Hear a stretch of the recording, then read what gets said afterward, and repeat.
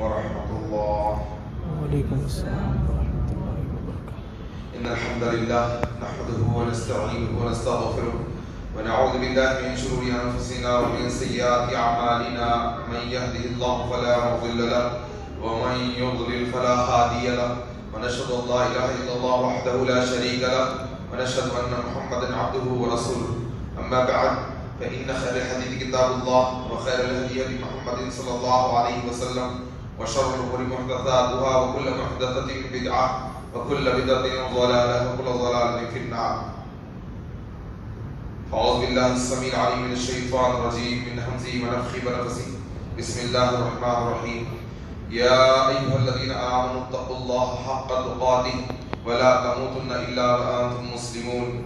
يا أيها الناس اتقوا ربكم الذي خلقكم من نفس واحدة وخلق منها زوجها وبث منهما رجالا كثيرا ونساء. واتقوا الله الذي تساءلون به والأرحام إن الله كان عليكم رقيبا. يا أيها الذين آمنوا اتقوا الله وقولوا قولا سديدا يصلح لكم أعمالكم ويغفر لكم ذنوبكم ومن يطع الله ورسوله فقد فاز فوزا عظيما. قال النبي صلى الله عليه وسلم: يا معشر الشباب من استطاع منكم الباءة فليتزوج فإنه أغض للبصر وأحسن للفرج ومن لم يستطع فعليه بالصوم فإنه له وجاء. تمام قسم کی تعریفات اللہ وحدہ لا شریک له لائق و زیبا ہے، جو سارے جہانوں کا تنہا اور اکیلا خالق و مالک ہے. بے شمار درود نبی آخرین صادق الامین رحمت العالمین سید المرسلین خاتم النبیین کثیر المعجزات امام الانبیاء محمد رسول اللہ صلی اللہ علیہ وسلم. اللهم صل علی محمد وعلی آل محمد كما صليت على ابراہیم وعلى آل ابراہیم انك حمید مجید. اللهم بارک علی محمد وعلى آل محمد كما بارکت علی ابراہیم وعلى آل ابراہیم انك حمید مجید. سامعین اکرام، اس نکاح کی مبارک محفل کے موقع پر میں اپنے آپ کو اور سامعین کو کتاب و سنت کے دلائل کی روشنی میں چند نصیحتیں کرنے کی کوشش کروں گا. ویڈیو ریکارڈنگ مت کیجیے. اللہ رب العالمین سے دعا ہے کہ اللہ تبارک و تعالیٰ کتاب و سنت کی تعلیمات کو سیکھنے سکھانے کے ساتھ صحابہ اکرام رضوان اللہ علیہ اجمعین کے فہم کے مطابق عمل کرنے کی توفیق عطا فرمائے. لوگوں، شوہر اور بیوی کا رشتہ ایک عظیم رشتہ ہے. رب ذوالجلال نے سب سے پہلا رشتہ جو بنایا وہ شوہر اور بیوی کا رشتہ بنایا. یہ جتنا مضبوط رشتہ ہے، ایک دوسرے کے لیے تسکین کا باعث ہے، اتنا ہی نازک بھی ہے. اس لیے شریعت نے شوہر اور بیوی کو واضح طور پر نصیحتیں کی گئی کہ دونوں ایک دوسرے کے حقوق کو سمجھ کر ایک دوسرے کے حقوق کو بجا لائے. لیکن اس سے پہلے معاشرے میں بنیادی جو چیز دیکھنے میں آ رہی ہے وہ یہ ہے کہ نکاح میں بہت زیادہ تاخیر کی جا رہی ہے، اور نکاح میں تاخیر دنیاوی اور اخروی نقصان اٹھانے کے کئی اسباب میں سے ایک سبب بنتا جا رہا ہے. نکاح میں تاخیر کے سبب بے حیائی، فحاشی، عریانیت بہت عام ہوتی جا رہی ہے. جوانیاں داغدار ہو رہی ہیں، بدن مرجھا جا رہے ہیں، معصومیت ختم ہوتی جا رہی ہے، بدن کمزور ہو رہے ہیں. نکاح میں تاخیر کے سبب سائنسدانوں کا یہ کہنا ہے کہ مختلف بیماریوں میں لڑکے اور لڑکیاں ملوث نظر آ رہے ہیں. ایک نوجوان کا جسم فولاد سے زیادہ مضبوط ہونا چاہیے تھا، لیکن سرپرستوں کی لاپرواہی کے سبب نکاح میں تاخیر ہو رہی ہے، اور ایک نوجوان اپنی جوانی کو داغدار کر کر بھری جوانی میں لاغر اور ناکارہ ہوتا چلا جا رہا. ایسے میں معاشرے میں سرپرستوں کو غور و فکر کرنے کی ضرورت ہے کہ اپنے نوجوان لڑکے اور لڑکیوں کے نکاح بلوغت کے ساتھ ہی کر دیں، ورنہ یاد رکھیں میرے ان جملوں کو، جن کے نکاح میں تاخیر ہوتی ہے ان کی دنیا بھی برباد ہو جاتی ہے، آخرت بھی تباہ ہو جاتی ہے۔ نکاح میں تاخیر کے سبب دنیا بھی تباہ ہو جاتی ہے اور آخرت بھی برباد ہو جاتی ہے، لہذا نکاح میں تاخیر نہ کرے۔ شریعت نے نکاح کو بہت آسان کیا، اور جتنا شریعت نے نکاح کو آسان کیا آج لوگ مشکل سے مشکل نکاح کو کرتے چلے جا رہے ہیں۔ نکاح میں دیر ہونے کے سبب ایسے برائیاں معاشرے میں پھیل رہی ہے جس کا تصور میں آپ کے سامنے رکھنے سے قاصر ہوں۔ زنا عام ہو رہا ہے، اللہ کے نبی صلی اللہ علیہ وسلم نے فرمایا لوگوں آنکھ زنا کرتی ہے، کان زنا کرتے ہیں، ہاتھ زنا کرتے ہیں، قدم زنا کرتے ہیں، شرمگاہ اس کی تصدیق یا تکذیب کرتی ہے، لہذا تم میں سے دیکھیں، اور ہمیں یہ نصیحت کی گئی کہ ہر حصے سے زنا کے بچا جائے، یہاں تک کہ اللہ کے نبی صلی اللہ علیہ وسلم نے خوشخبری دی ان نوجوانوں کو 7 قسم کے لوگ عرش کے سائے میں ہوں گے۔ قرآن و حدیث کی بات ہو رہی ہے، موبائل پر بات نہ کریں، باہر چلے جائیں اگر امپورٹنٹ کال ہے آپ کو۔ 7 قسم کے لوگ عرش کے سائے میں ہوں گے، ان میں سے ایک وہ نوجوان جس کے بارے میں اللہ کے نبی صلی اللہ علیہ وسلم نے فرمایا وَالشَّابُ نَشَأَ فِي عِبَادَةِ اللَّهِ، ایسا نوجوان جس کی جوانی اللہ کی بندگی میں گزری ہو۔ اور آج وقت پر نکاح نہ ہونے کے سبب جوانی اللہ کی بندگی میں گزرنا تو بہت دور کی بات ہے، انٹرنیٹ پہ فحاشی اور عریانیت اور بدکاریوں میں آج کا مسلمان نوجوان نظر آتا ہے۔ آج نکاح میں تاخیر ہو رہی ہے، مال ہے پھر بھی نکاح نہیں ہو رہے ہیں، خوبصورتی ہے پھر بھی نکاح نہیں ہو رہے ہیں، دینداری بھی ہے پھر بھی نکاح نہیں ہو رہے ہیں، وقت بھی ہے موقع بھی ہے، انتظار کرتے کرتے جوانی کے لمحات اختتام کی طرف ہے اور معصومیت ختم ہو رہی ہے۔ ہر گھر کی کہانی یہی ہے، آئے ہوئے رشتوں کو منع کر دینا۔ والد صاحب دیکھ رہے ہیں لڑکا کیا کماتا ہے، اس کی انکم کیا ہے، اس کی نوکری کیا ہے، لڑکے کے والد انکم بزنس نوکری کو دیکھ رہے ہیں، والدہ ذاتی مکان ہے یا نہیں ہے، ذاتی دکان ہے یا نہیں ہے، فیملی ویزا ہے یا نہیں ہے، یہ والدہ کی فرمائش ہے کہ فیملی ویزا ہونا، ذاتی مکان ہونا، بھائی ایک اکیلا بیچارہ دیکھ رہا کہ دیندار ہونا، پھر بہن بڑی بہن ہماری بہن پڑھی لکھی ہوئی ہے، لڑکا بھی پڑھا لکھا ہونا، یہ مطلوبہ رشتے آخر کب ملیں گے؟ 20-22 سال ہونے کے باوجود لوگوں کے وقت پر نکاح نہیں ہو رہے ہیں، جبکہ اللہ کے نبی صلی اللہ علیہ وسلم فرمایا لوگوں نکاح 4 چیزوں کی بنیاد پر کیا جاتا ہے، حسن و جمال، حسب اور نسب، مال و دولت اور دینداری۔ پیارے نبی صلی اللہ علیہ وسلم نے فرمایا تم دینداری کو ترجیح دے کر کامیاب ہو جاؤ۔ لوگوں اللہ کے نبی صلی اللہ علیہ وسلم نے اپنی دختر لخت جگر سیدہ فاطمہ رضی اللہ عنہا کا نکاح کیا، علی سے نکاح کیا، نہ مالداری دیکھی نہ ذاتی گھر دیکھا، اگر دیکھا تو اللہ تبارک و تعالیٰ کے نبی نے علی میں اللہ رب العالمین کا تقوی دیکھا رضی اللہ عنہ۔ اور آج لوگ دینداری کو ترجیح نہیں دیتے، جبکہ دینداری کی بنیاد اللہ رب العالمین کی توحید ہے۔ رب ذوالجلال نے ارشاد فرمایا وَلَا تَنكِحُوا الْمُشْرِكَاتِ حَتَّى يُؤْمِنَّ وَلَا أَمَةٌ مُؤْمِنَةٌ خَيْرٌ مِّن مُّشْرِكَةٍ وَلَوْ أَعْجَبَتْكُمْ وَلَا تَنكِحُوا الْمُشْرِكِينَ حَتَّى يُؤْمِنُوا وَلَا أَمَةٌ مُؤْمِنٌ خَيْرٌ مِّن مُّشْرِكٍ وَلَوْ أَعْجَبَكُمْ أُولَٰئِكَ يَدْعُونَ إِلَى النَّارِ وَاللَّهُ يَدْعُو إِلَى الْجَنَّةِ وَالْمَغْفِرَةِ بِإِذْنِهِ وَيُبَيِّنُ آيَاتِهِ لِلنَّاسِ لَعَلَّهُمْ يَتَذَكَّرُونَ۔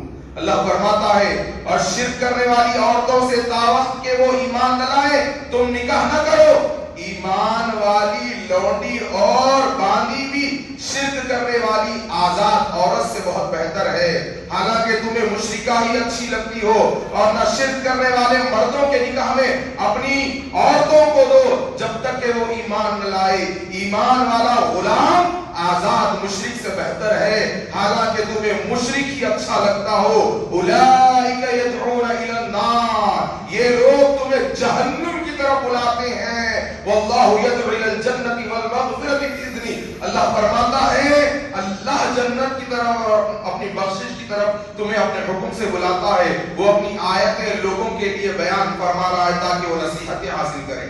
نکاح کرنے سے پہلے دیکھ لو لڑکی کا عقیدہ توحید درست ہے یا نہیں ہے. آج ہم جس کو چاہے اس کو اٹھا کر اپنے نکاح کے بندھن میں باندھ لیتے ہیں. لوگوں اللہ کی قسم کئی لوگوں کے گھروں کے سکون اجڑ گئے, اور جب توحید نہ ہوگی دنیا بھی تباہ ہوگی, آخرت بھی برباد ہو جائے گی. سب سے پہلے دریافت اگر کرنا ہے تو کہاں جاتے؟ پان کے ڈبوں پہ. دریافت اگر کرنا ہے ہوٹلوں میں جا کے پوچھتے نہیں. دریافت کرنی ہے تو مسجد کے امام صاحب سے کیجیے, مؤذن صاحب سے کیجیے. لڑکا 5 وقتہ نمازی ہے کہ نہیں ہے؟ اگر لڑکا 5 وقتہ نمازی ہے جو اللہ کے حقوق ادا کرتا ہے, پھر وہ بیوی کے بھی حقوق ادا کرے گا, بچوں کے بھی حقوق ادا کرے گا, اللہ نے اگر اولاد دی, اور پھر سسرال والوں کے بھی حقوق ادا کرے گا. جو اللہ کے حقوق ادا نہیں کرتا وہ اللہ کے مخلوق کے کیا حقوق ادا کرے گا؟ اور تو اور نکاح کرنے کے بعد سسرال والوں پر بوجھ بن جاتا ہے. آج کئی ایسے گھرانے تباہ و برباد ہو رہے ہیں.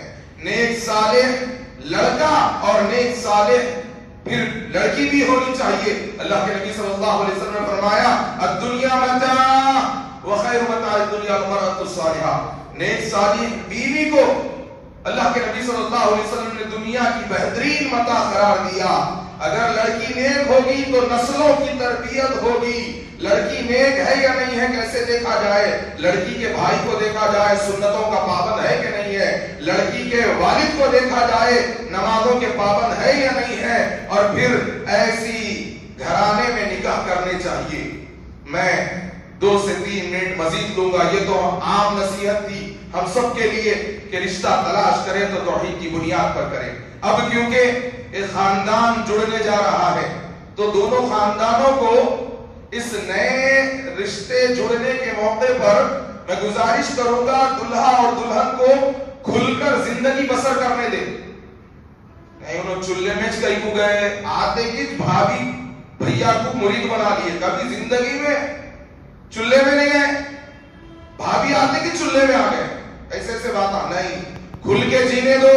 شوہر کے بیوی پر حقوق ہے, بیوی کے شوہر پر حقوق ہے. کائنات میں اللہ تبارک و تعالیٰ نے اپنے رسول صلی اللہ علیہ وسلم کو مبعوث کیا اور ان کے ذریعے ایک دوسرے کے حقوق کا خیال رکھنے کی تاکید کی گئی. شوہر کے بھی حقوق ہیں. اللہ کے نبی صلی اللہ علیہ وسلم نے فرمایا اگر اللہ کے علاوہ کسی کو سجدے کا حکم ہوتا تو میں بیوی کو حکم دیتا کہ وہ شوہر کو سجدہ کرے. اللہ اکبر. اللہ کے علاوہ اگر کسی کو سجدے کا حکم ہوتا تو بیوی کو حکم ہوتا کہ وہ اپنے شوہر کو سجدہ کرے. اس سے 2 باتیں پتہ چلتی ہے کہ اللہ کے بعد اگر عورت کا حق اگر کسی پر ہے تو سب سے زیادہ اپنے مائکے سے زیادہ اپنے شوہر کا حق ہے. اور سجدہ اللہ کے علاوہ نہ کسی قبر کو جائز نہ کسی حجر کو جائز, اللہ ہی کے لیے سجدہ ہے. اور اللہ کے نبی صلی اللہ علیہ وسلم نے فرمایا شوہر اگر ناراض ہو اللہ ناراض ہو جاتا ہے, اور ایسی عورت کی عبادتیں اللہ قبول نہیں کرتا جس کا شوہر ناراض ہو. یہ تو شوہر کے حقوق ہے. اب شوہر کو بھی چاہیے کہ اپنے بیوی کی حقوق کو بھی سمجھے. بیوی کیا چاہتی ہے؟ میں سبھی شادی شدہ حضرات کا تھوڑی سی توجہ میری طرف چاہتا ہوں. وہ سب کچھ چھوڑ کر آ جاتی ہے اپنے گھر بار کو, اپنے ماں باپ کو, اپنے بہن بھائیوں کو. بدلے میں وہ ایک چیز چاہتی ہے کہ اس کا شوہر اس سے الفت کرے. بدلے میں وہ ایک چیز چاہتی ہے کہ اس کا شوہر بھلے ہی 3 وقت کھانا نہ کھلائے لیکن دن میں وہ الفت و محبت سے پیش آئے. اور پھر میرے آقا نبی کریم صلی اللہ علیہ وسلم کا کیا کہنا. ام المومن سیدہ صدیقہ فرماتی ہے میرے آقا جب میں روٹیاں ڈالنے جاتی تو میرے آقا مجھے پیڑے بنا کر دیا کرتے تھے. اللہ اکبر. کیا ہم نے یہ سنت پر عمل کیا؟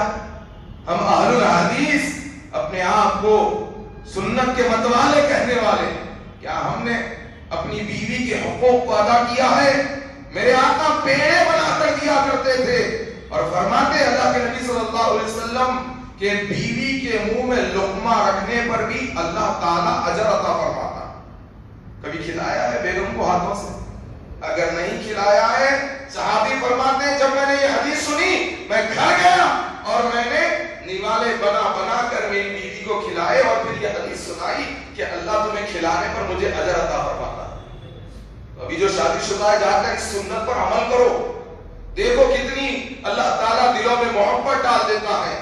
اور سیدہ صدیقہ فرماتی ہے گوشت گھر میں آتا، میں جہاں سے گوشت کو اپنے دانت لگا کر کھایا کرتی تھی، اللہ کے نبی صلی اللہ علیہ وسلم دیکھتے جہاں سے میں قطر کر گوشت کھایا کرتی تھی، میرے آقا اپنے دندان مبارک وہی لگاتے اور اسی جگہ سے گوشت کو قطر کر کھایا کرتے۔ اللہ اکبر۔ اور پانی کا پیالہ سیدہ صدیقہ فرماتی ہے جہاں میں اپنے لب اس پیالے کو لگایا کرتی تھی، اللہ کے نبی صلی اللہ علیہ وسلم بھی وہیں سے لب لگا کر پانی پیا کرتے تھے۔ آخری ایک دو باتیں، اللہ کے نبی صلی اللہ علیہ وسلم نے ایک مرتبہ صحابہ اکرام کا جمگٹا، سارے صحابہ سے کہا آگے نکل جاؤ، تمام صحابہ آگے نکل گئے۔ اب باقی ام المومنین سیدہ عائشہ صدیقہ رضی اللہ عنہا ہے اور اللہ کے نبی صلی اللہ علیہ وسلم فرمایا عائشہ میرے ساتھ دوڑ لگاؤ گی؟ سیدہ صدیقہ فرمانے لگی یا رسول اللہ دوڑ کا مقابلہ؟ کہا ہاں صدیق کی بیٹی کیا میرے ساتھ دوڑ لگاؤ گی؟ کہا ہاں۔ کہا اللہ کے نبی صلی اللہ علیہ وسلم دوڑ لگی، ایسی دوڑ لگی، ایسی دوڑ لگی کہ اللہ کے نبی صلی اللہ علیہ وسلم بہت دور آگے نکل گئے اور دیکھا صدیقہ پیچھے رہ رہی تھی۔ اللہ کے نبی صلی اللہ علیہ وسلم ام المومنین سیدہ عائشہ صدیقہ رضی اللہ عنہا کا دل رکھنے کے لیے اپنی تیزی کو کم کر دیتے ہیں اور سیدہ صدیقہ آگے نکل جاتی ہیں۔ اللہ اکبر۔ پھر ایک عرصہ گزرا، ام المومنین سیدہ صدیقہ رضی اللہ عنہا فرماتی ہے کہ میں اس واقعے کو بھلا چکی تھی۔ پھر ایسا ہی ہوا، اللہ کے نبی نے فرمایا عائشہ، اللہ کے رسول صلی اللہ علیہ وسلم الفت سے ام المومنین سیدہ صدیقہ کو عائش کہہ کر پکارتے تھے کہ عائش دوڑ لگاؤ گی؟